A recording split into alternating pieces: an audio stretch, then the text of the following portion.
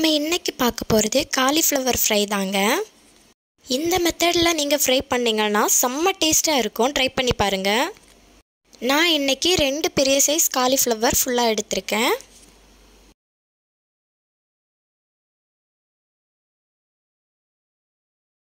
காலிஃப்ளவரை அழகாக கட் பண்ணி சின்ன சின்ன பீசஸாக எடுத்துக்கணும்.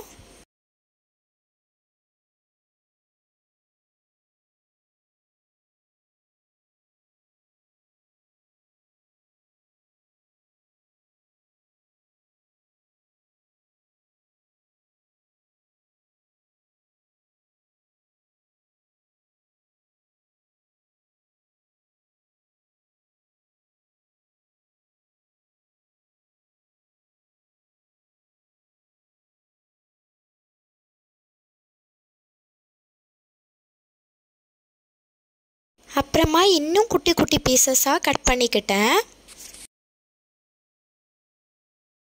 அப்போ தான் வெந்து வரும்போது ரொம்ப நல்லா இருக்கும்.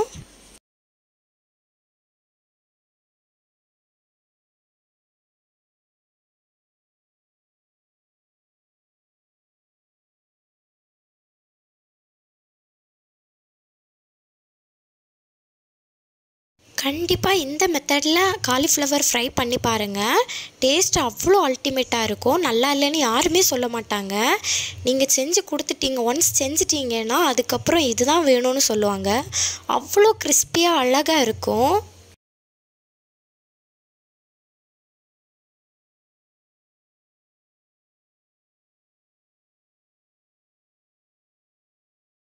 கண்டிப்பாக வீடியோ பார்த்துட்டு இருக்கிற எல்லாரும் வீட்டில் ட்ரை பண்ணி பாருங்கள்.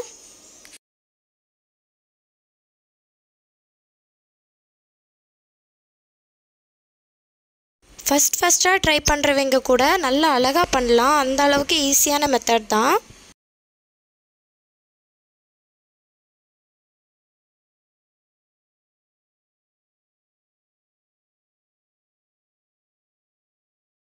நல்லா குட்டி குட்டி பீசஸாக கட் பண்ணி எடுத்துக்கிட்டேன். அப்புறமா கட் பண்ணி வச்ச பீசஸ் எல்லாம் நல்லா வாஷ் பண்ணி எடுத்துக்கணும்.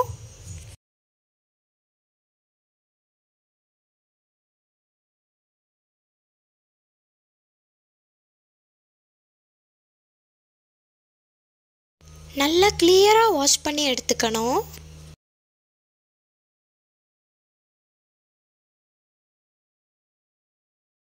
அப்புறமா ஸ்டவ்வில் வச்சுக்கிட்டேன்.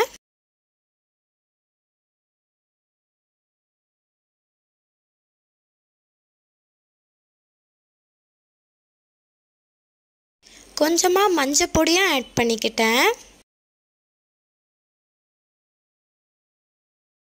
மஞ்சள் பொடியை நல்லா மிக்ஸ் பண்ணி விட்டுக்கிட்டேன். தண்ணி நல்லா கொதிக்கணும். நல்லா கொதித்து காலிஃப்ளவர் நல்லா வேகணும்.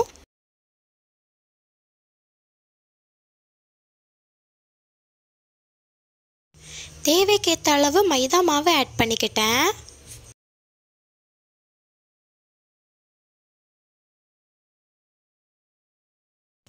நான் 2 காலிஃப்ளவருக்கு 5 கரண்டி மைதா மாவை ஆட் பண்ணிக்கிட்டேன்.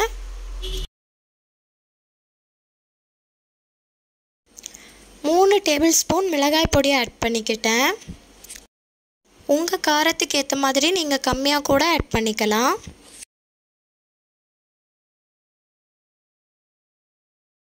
அப்புறமா 1 டேபிள் ஸ்பூன் மஞ்சள் பொடி ஆட் பண்ணிக்கிட்டேன். அப்புறமா தேவைக்கேற்ற மாதிரி உப்பு ஆட் பண்ணிக்கிட்டேன்.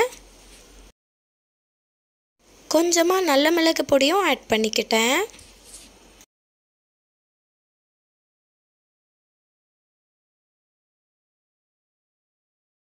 தேவையான அளவு தண்ணி ஆட் பண்ணிக்கிட்டேன். நான் ஒரு 2 கப் தண்ணி ஆட் பண்ணிக்கிட்டேன். கொஞ்சம் கூட திட்டாக இல்லாமல் நல்லா கரைச்சி எடுத்துக்கணும். ரொம்ப மிக்ஸ் பண்ணி நல்லா கிளியராக எடுத்துக்கணும். கொஞ்சம் கூட திட்டாகவே இருக்கக்கூடாது.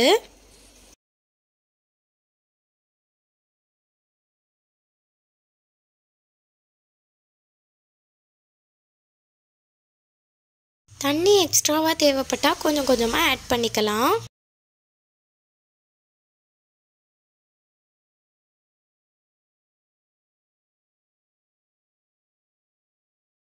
மாவு பதம் ரொம்ப கட்டியாகவும் இருக்கக்கூடாது, ரொம்ப தண்ணியாகவும் இருக்கக்கூடாது, கரெக்டாக இருக்கணும். நான் ஆட் பண்ண தண்ணி கொஞ்சமாக கூடிடுச்சு, அதனால் நான் மைதா மாவு கொஞ்சம் கூட ஆட் பண்ணி மிக்ஸ் பண்ணி விட்டுக்கிறேன்.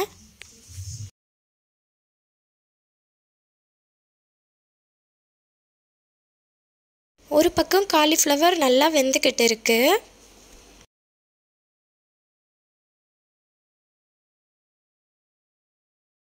ஒரு 10 நிமிஷத்துக்கு அப்புறம் இந்த அளவுக்கு வெந்துடுச்சு. இந்த அளவுக்கு வெந்திருந்தா போதும்.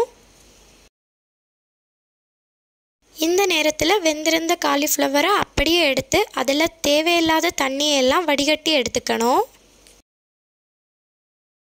கண்டிப்பாக சிங்கில் வடிகட்டினீங்கன்னா தண்ணியை ஓப்பன் பண்ணி வச்சுக்கோங்க.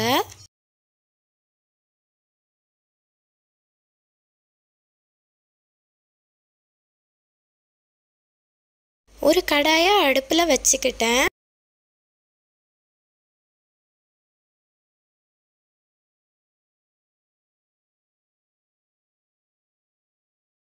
கடாய் நல்லா சூடானதும் தேவையான அளவு எண்ணெயை ஊற்றிக்கிட்டேன்.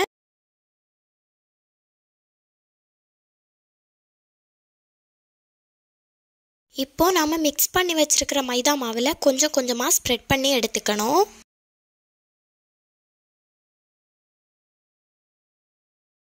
முழுசாக மைதா மாவு ஸ்ப்ரெட் ஆகிற மாதிரி நல்லா மிக்ஸ் பண்ணிக்கணும்.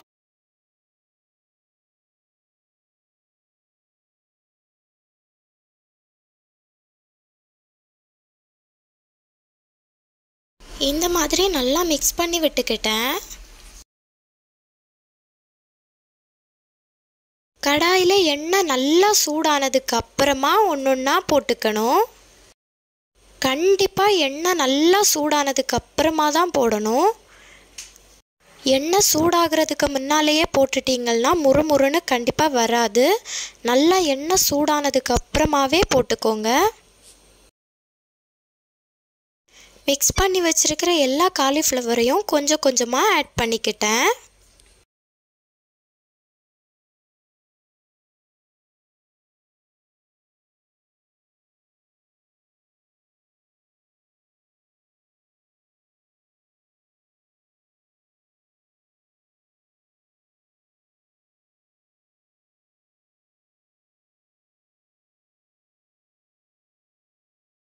ஒரு 5 நிமிஷம் மசாலா நல்லா ஃப்ரை ஆனதுக்கப்புறமா மறித்து விட்டுக்கிட்டேன்.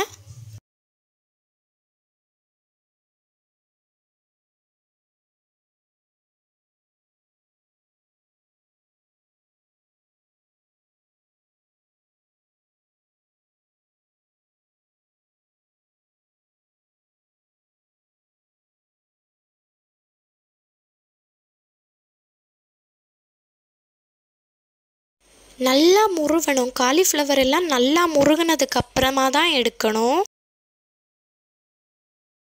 காலிஃப்ளவர் இந்த டைமில் நல்லா வெந்துடுச்சு.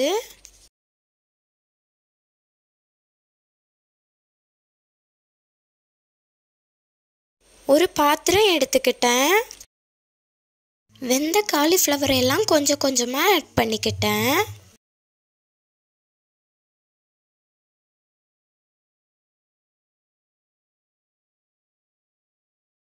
பார்க்க எவ்வளோ கிறிஸ்பியாக இருக்குது பாருங்கள். டேஸ்ட்டும் வேறு லெவலில் இருந்துச்சு.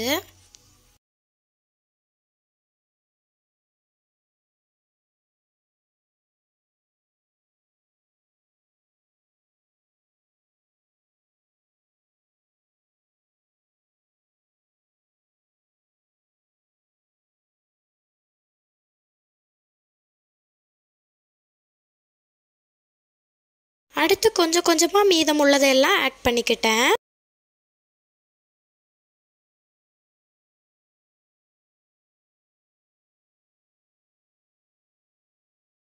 ரொம்ப முறுமுறுன்னு செம்ம டேஸ்ட்டாக இருக்கும் காலிஃப்ளவர். கண்டிப்பாக இந்த மெத்தடில் நீங்கள் ட்ரை பண்ணி பாருங்கள்.